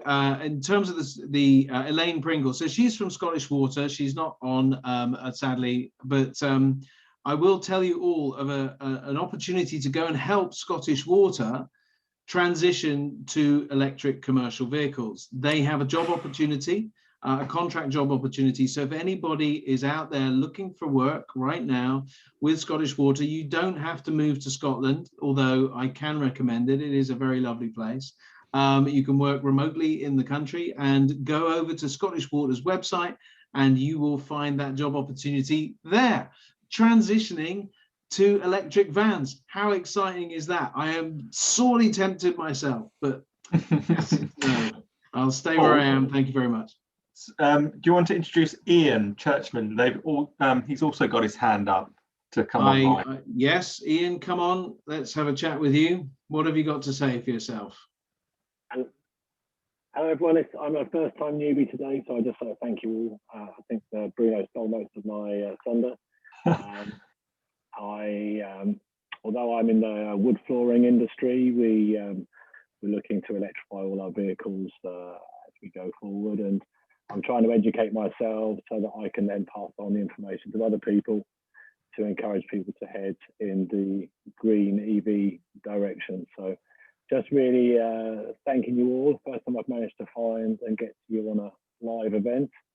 And my only question, if anybody does know the answer, is where can I get solar carports? Is there anybody making any UK ones? I'm finding them in Germany and Holland, but not in the UK at the moment. Solar carports. So that's a good question. I don't know if any of the panel know an answer to that, but Ian, thank you so much. It's great to have you on. And I think you make an important point that you are educating yourself so that you can educate others. We are all leaders. Just if we're one step ahead of the person standing next to us, we are a leader and we can pass on that information, right? So as you've learned, you can pass on, and so we do, because we don't know half of the stuff that we've talked about today until now. So, you know, people like Tim and Millie and Kate coming on, and Lorna coming on and educating us as well. So we're all learning and leading and learning and leading. Paul, Speaker of the House, we've got a few hands up now. We've got oh goodness, we've got Julian, we've got Dean, and we've got Rui. So I'm just conscious, as Speaker of the House, we've got some lovely guests that we've got a number of things, and we would like to hear from them again. Okay. So David Bushnell has asked, can you ask Millie and Katie about using super deductions to invest in workplace charging? I think that is a very good and topical element, given the recent grant changes and other changes to the funding. What do we think, Millie and Katie? Go to Millie first? Yeah, go to Millie first. allow Kate to quickly message Jordan for the answer. Yeah, likewise, I don't have much to comment on that, because workplace charging is not really our area of speciality. I mean, we provide the capacity and then work with the charge point operators to do that. So yeah, I don't know if anyone else can jump in. Well, I'm guessing, Millie, that there is a capital cost to the battery systems, and they would be considered plant, I guess, from an investment point of view. So therefore, that if you're spending, I don't know, the types of price tags that's on a battery system from your business, what's an average cost of a battery system from your business? I imagine it's into the hundreds of thousands. Yeah, you want to go up another level. So these batteries, the only customer on the battery is National Grid. So the batteries are actually entirely separate to the EV charging model. The only thing that connects the two is the business case, because the connection point is shared by the battery and the private wire. So quite a different model, but yeah, there obviously is an upfront cost. The customer on our private wire is essentially just paying for that connection cost, and then they can recoup that through their charging model or however they decide to do that. Right. Well, Paul, just for clarity, am I right in thinking that what's being referred to is the tax break that's now being given by the government from the last budget, where you can claim back 130% of any investment you make in plant against your taxes? So actually, it's a really tax efficient time to be investing in new infrastructure, new kit. Yes. Yeah. Okay. So cool. we're getting kit at the office at the moment. So new chargers around the building and up at our warehouse, and I've no doubt that you can only do it if your contract was signed after that March the 3rd date. Can I also just say on this point, I think if you're looking to electrify your fleet and you're having your chargers and stuff installed now, there's never been a better time, because we saw it in the last month with the government just slashing that budget with no warning whatsoever. It's only a matter of time before other grants are completely gone, because if this is now not something that's an incentive to do, we are going to have to do it. So if your business is going to electrify their fleet, get your chargers in now, make use of all of those grants and stuff that's available to you. If you want to have a chat, then obviously my details are in the box, but I think we're going to see a lot of these grants disappear for business and personal use quite soon. Can I come in back on that point as well? It's what I alluded to earlier, where they took the money off the LCVs and the grant, but you've actually got it elsewhere. And that's why I was saying it's back to this whole life cost approach, and take advantage of those super deductions, unless, of course, you're a regulated business that aren't allowed. But as you can see, there are incentives out there, and Lorna's absolutely right. There are new incentives from the government, and it is worth getting an advisor to give you some direction in regard to the type of opportunities that you can take in terms of your tax. So that's really good news. And to be fair, they always have tried to target this at your B&Bs and all those destination charges for your holidays and everything else. So this isn't just the big fleets, this is down to the SMEs and your individual companies who are trading businesses that can take advantage of this as well. Excellent. So I also, as Speaker of the House, I'm going to use my position to ask Katie a question. Can you get us all ringside seats at the next rally? Oh, I'll tell you, I want to be there. I really want to be there. COVID restrictions and all that. But no, did you guys all see it? But no. But no, I can't. I'm really sorry. Yeah, no, Jonny, Twitter off. They're not doing one in the UK. And the thing is, all right, let's be real. Okay, so Extremely is all about sustainability and stuff. I can't fly you guys all out to the Indian Ocean or wherever the next one is. We've got Arctic, I think, Indian Ocean, Himalayas and stuff coming up, which is really cool. Hey, but we've got a Patreon page. We're fine. We're sorted. We'll be there. I'm going to go and sign up to Patreon. A mug that I've wanted for such a long time. And you guys can go to Argentina. Okay. Excellent. Sounds like a plan. So we've also been asked by the lovely Poppy Welsh. She's just asked a question, John. She's not passed. Listen, I love Poppy. I've made my feelings very well known. She is a superstar. Well, if Poppy, are you still here? Because if you are, you can come on and say hello. Come on, Pops. Jonny? She is still here. I'm allowed her to talk. She is. And I've asked her on mute. No. Nothing like putting her on the spot. Well, she's a professional. We know Poppy that can she's handle perfectly this. capable. So you can ask her a question and maybe give us some news. I don't know if she's allowed yet, but hi, Poppy. Hi. Hey, Poppy. Thank you so much for coming on, and especially being last minute. Do you want to ask your question? I don't know if you're allowed to give us any news at all, but if you can't, don't worry. But ask your question. I'll start with the question. This is the first time I've been on the EV Café. I'm ashamed to say, and now I've been on, I'm kind of regretting not having ever come on before. And I've learned a lot. I'm almost embarrassed to say that too. I've learned a lot. And I was wondering if you had any plans to make it any more public facing, consumer facing, because it's so useful. I wondered if there was a way that it could be more kind of just for the general public.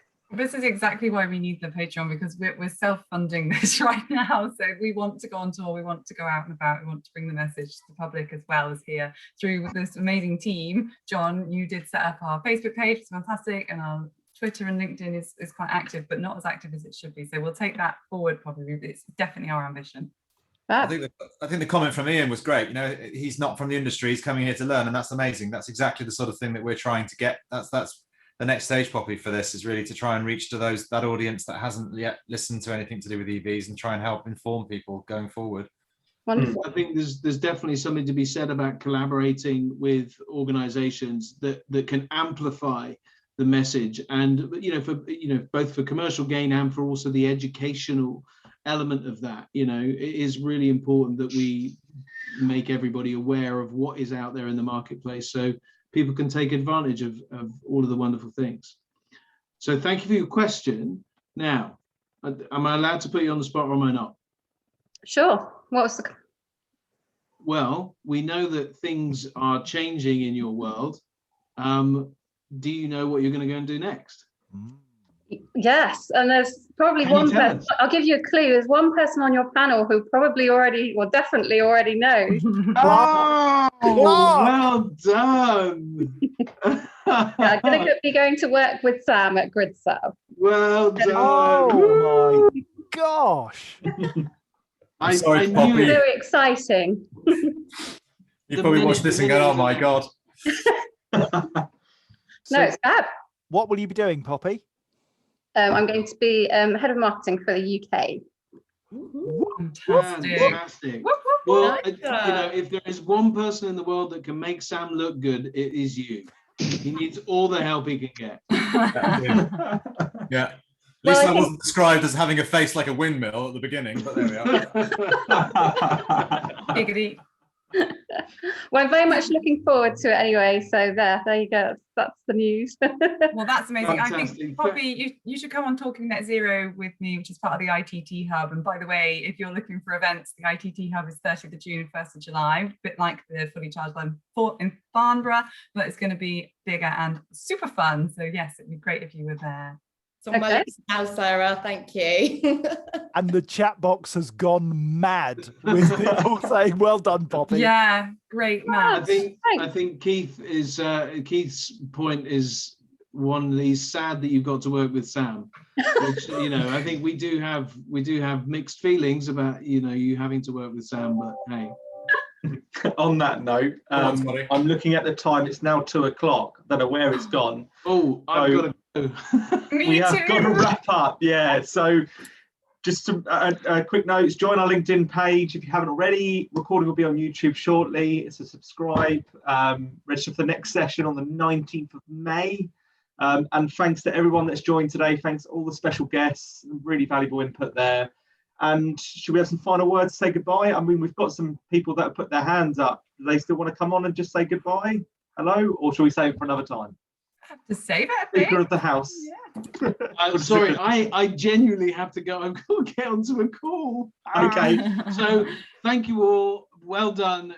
From my point of view, this has been great for everybody to listen to. So encouraging in such a challenging environment. Thank you very, very much. And now I really do have to go, so I'm really sorry. No worries. Thanks, Paul. And to anyone that put their hands up on